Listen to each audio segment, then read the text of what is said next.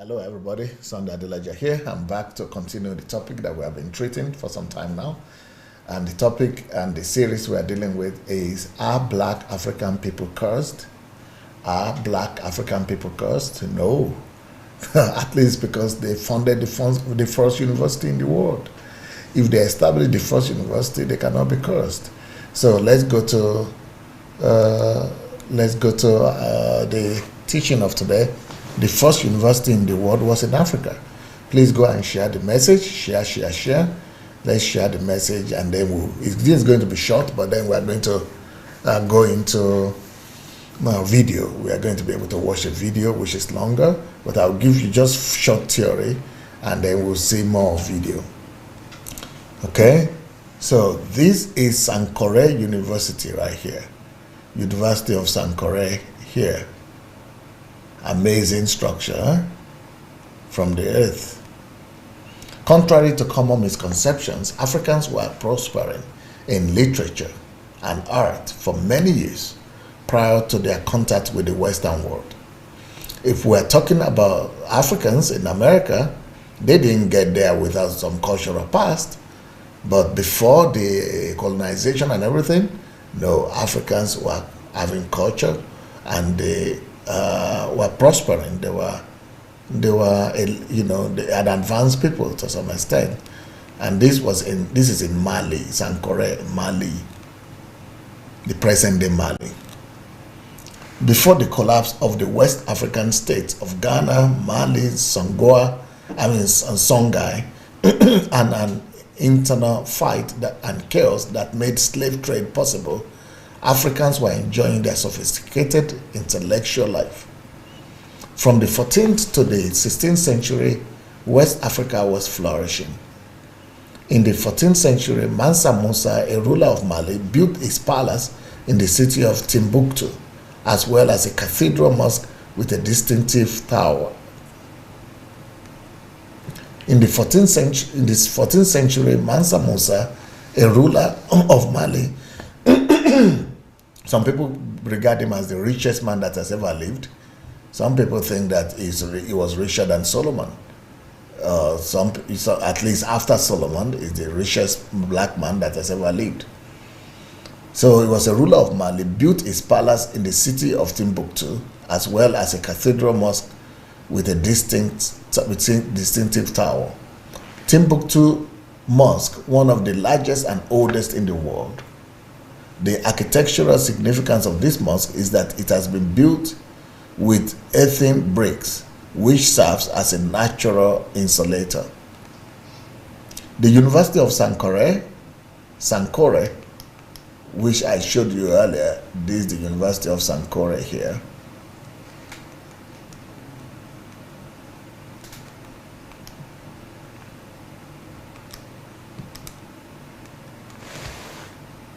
So the University of Sankore, which was the intellectual center of Africa, was also located there. There is it. Unknown to many in the educated world, the first university in the world was the Sankore University in Timbuktu, capital of Mali. That time, that was the old Mali, old capital of Mali. French researcher Felix Dubois, describing the city, said that the most educated representatives of Islam were amazed by its scholars. These African scholars were at the same level as Arab specialists, and therefore were professors in Morocco and Egypt. In turn, Arabs did not always comply with the requirements of Sankore, but they were learning there. A great number of surviving manuscripts attest to the brilliance of this educational facility. The number of manuscripts is estimated at 400 to 700,000. Can you believe it? Written manuscript. Almost 1 million. At least 500,000 manuscript that is traceable to today. But some of them were lost and all that, but some of them were recovered. Most of them are in astronomy. So they were studying astronomy, music, biology, and pietism.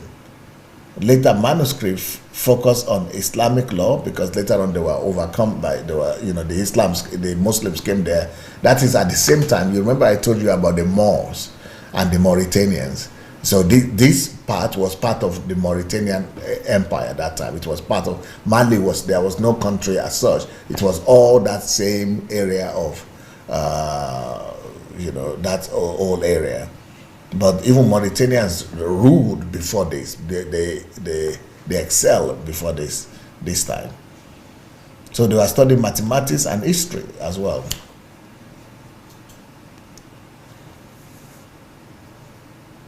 Some 25,000 students studied there. Even up to today, there are not too many universities that has 25,000 students. But here, 25,000 students were studying,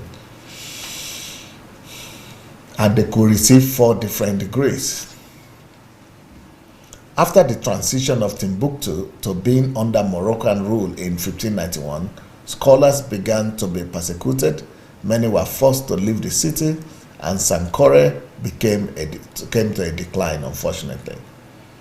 UNESCO has recognized the university is back now under the rulership of Mali. But UNESCO has recognized the University of Sankore as a World Heritage Monument. Ahmed Baba was the last rector of the university and was one of the greatest African scholars in the late 16th century. His life is an excellent example of the extent and depth of the intellectual activity in West Africa prior to the colonial period. He wrote more than 40 books, each one on a different subject. His library consisted of 1,600 books. The value of Timbuktu as a religious and cultural center is illustrated by a West African Muslim proverb. Salt arrives from the north, gold from the south, and the word of God and wisdom from Timbuktu. From the 13th to you see the library, those are the manuscripts, the parched manuscript that are still surviving to today. From the 13th to the 17th century, it was the world center for Muslim education because the Muslims took over, but it's to continue the excellence of education. So we're going to do a video now, and the video will tell you about how modern world sees and what people have discovered about Timbuktu and the first university. But you can do your own studies about that. Let's go and share this message. Let's let's copy it, let's share. And for those of you who want to join my mentorship program, you can go to sunday@blog.com/mentorship. If you want to come here for training, you can go to sunday@blog.com/HMT, History Makers Training. If you want to read my books, you can get them also on sunday@blog.com/books. If you need to if you want to come to Africa with us to build a better Africa, it's the same sunday@blog.com, only /Nigeria. So we'll be happy to welcome you. For those of you who want to read my books for free, you can also do that by going to Kindle Unlimited. And but let's go to see the video right now, and I'm sure it will educate you more. Thank you so much. See you tomorrow.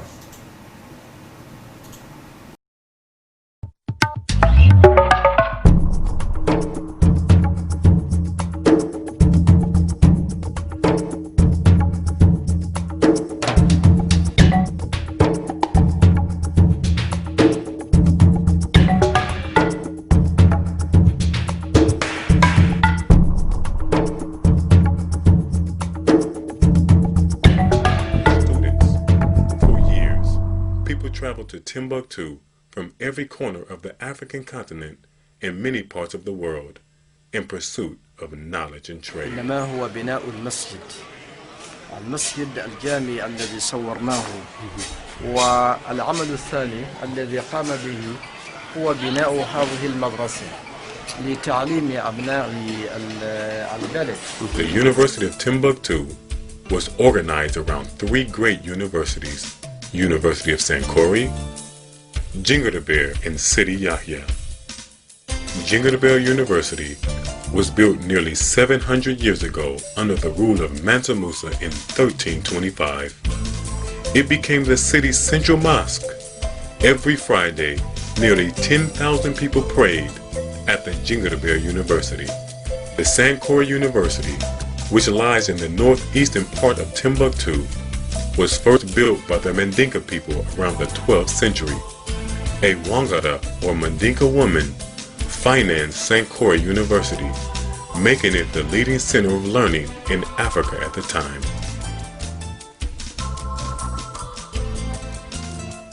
The University of Timbuktu had 4 degrees or levels in its curriculum. The primary degree.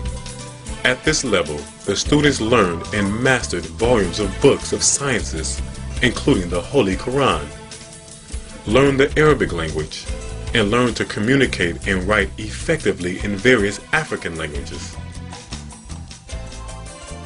The secondary degree. At this level, the students are introduced to the different branches of knowledge: grammar, jurisprudence, mathematics, geography, history, physics, astronomy, chemistry, and the science of the purification of the heart, soul, and mind.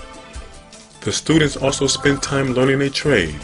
University trade shops offer classes in business, carpentry, farming, fishing, construction, shoemaking, tailoring, navigation, and much more. The superior degree. The curriculum was highly specialized. The students would study under the guidance of a professor. It involved advanced research and extensive writing. Graduation was based upon a student's excellent moral character and his mastery of the sacred knowledge. The Circle of Knowledge. This was the elite group of imams, scholars, and professors. It was here that the most important and crucial issues of the empires and the world were discussed and debated.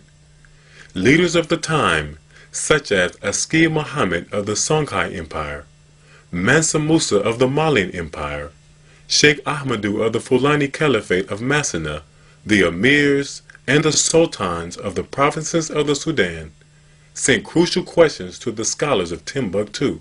الحمد لله رب العالمين اللهم صل أفضل صلواتك على أشرف مخلوقاتك.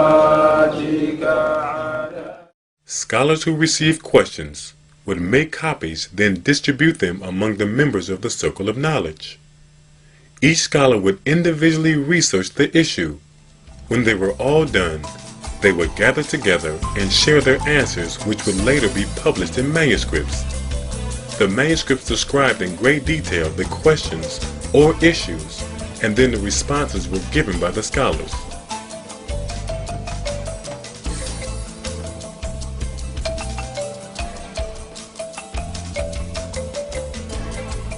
The Timbuktu manuscripts are the greatest find since the Dead Sea Scrolls. The Timbuktu manuscripts are a symbolic representation of the impact and influence of the early schools and universities that existed in West Africa.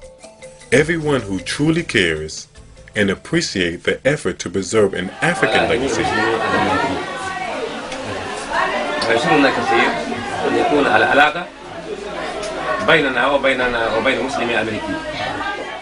an academic legacy ربما طلعوا على آلاف ولكن بقى آلاف وآلاف حتى الآن لم يطلعوا عليه. And a spiritual legacy are obliged to help save the endangered manuscripts of Timbuktu. Les sauveurs, parce que nous avons des problèmes avec cette bibliothèque, nous n'avons plus de moyens de continuer à l'enrichir. There are 700,000 original manuscripts in Timbuktu and neighboring cities that are on the verge of being lost if the appropriate action is not taken. These manuscripts represent a turning point in the history of Africa and its people. It's called Dalail al-Khairat. Dalail al-Khairat has been written 700 years ago. 700 years ago. Incredible, incredible.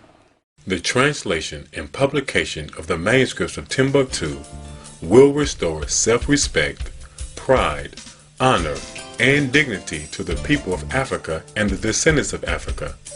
It will also destroy the stereotypical images of Africa as primitive and underdeveloped.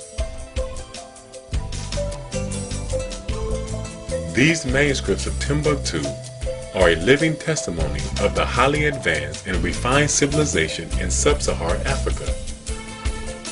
Before the European Renaissance, Timbuktu flourished as the greatest academic and commercial center in Africa and the world. Great empires such as Ghana, Mali, and Songhai were proofs of the talents, creativity, and ingenuity of the African people. This is a hole that they have put on at the top of the roof so that you can see inside. It's like it's like a window for the wind to get in, and it makes it cool. Makes the masjid very, very cool. This is how they have it at the top of the masjid. They have these little holes, and this is the ventilation system. The ventilation that was created for generations, for centuries, before air conditioning came about. The University of Timbuktu produced both black African scholars and leaders of the highest rank, character, and nobility. The manuscripts of Timbuktu covered diverse subjects such as mathematics, chemistry, physics, optics, astronomy, medicine, Islamic sciences, history, geography, the traditions of the prophets, government, legislation, and much more.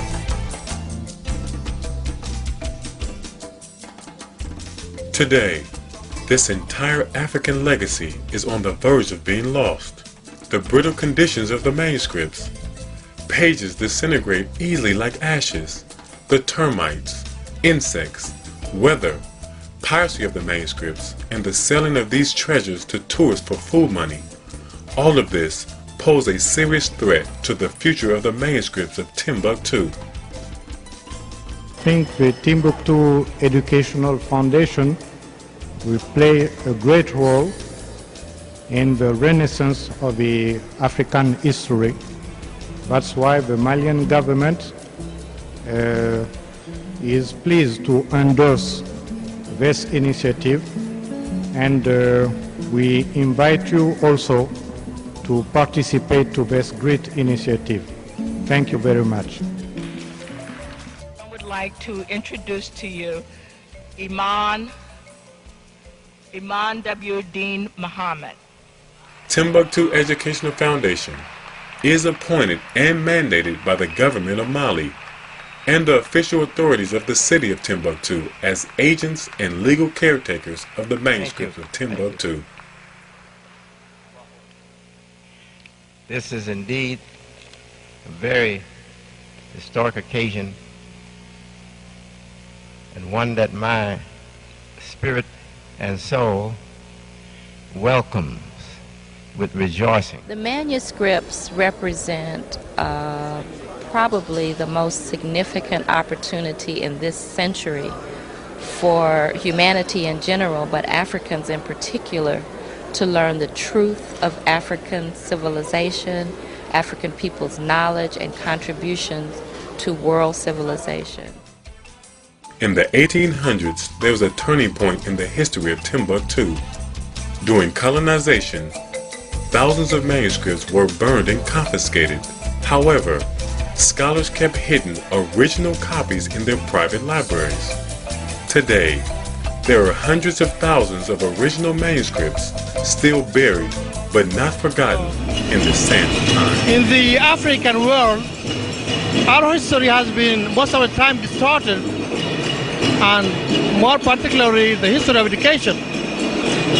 And with this Timbuktu Educational Foundation, this is a time for us to recover what has been lost, but to do it in a very chronological way from the time immemorial to nowadays. Based on the 700,000 manuscripts that the Foundation wants to restore, preserve, translate, and publish, each concerned individual sponsored one manuscript, we would secure the funds needed to allow the foundation to undertake its activities and programs, and thus rewrite the history of Africa and its people. The Timbuktu Foundation, it seems to me, is a critical step in this long trek that African people have been going through in order to find our way back to ourselves. I think that Africa's natural developmental trajectory was distorted or derailed or in some senses even aborted. And Timbuktu, particularly with its with the holdings of those ancient texts, is a good place to begin to go back and hear Africa's voice and then get us back on track, because we have to understand who we are as African people and not these sort of mutations that have been the consequences of chattel slavery and colonialism. The mission of the Timbuktu Educational Foundation is to resurrect to its rightful place the contributions of Timbuktu scholars in the annals of world history. The first phase of this project is to restore, preserve, translate, and publish the manuscripts of Timbuktu. Within the first phase, we will restore the historical buildings which house the University of Timbuktu.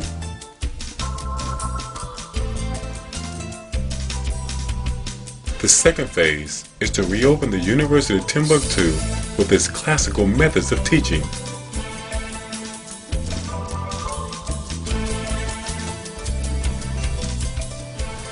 ختاما نسأل الله العلي القدير أن يكلل مساعيكم وجهودكم بالنجاح والفوز المبين، وأن ينصركم نصرا عزيزا ويفتح لنا ولكم. The third phase is the opening of a branch of the University of Timbuktu in the U.S. utilizing the same classical methods of teaching. And finally, to promote tourism, educational and cultural exchanges between the peoples of Africa, Americans, Europeans, and others. And this is where we are. We began to work on the issue. Today we are here. Today we are actually rewriting, or better said yet, today we are restoring the history of that we have lost. Because all along we have let people to write the history for us. We know that whenever a person, somebody else writes your history, he will not give you the correct history. And today, this is a memorable time. It's time for us to celebrate. I'm so excited because we are actually making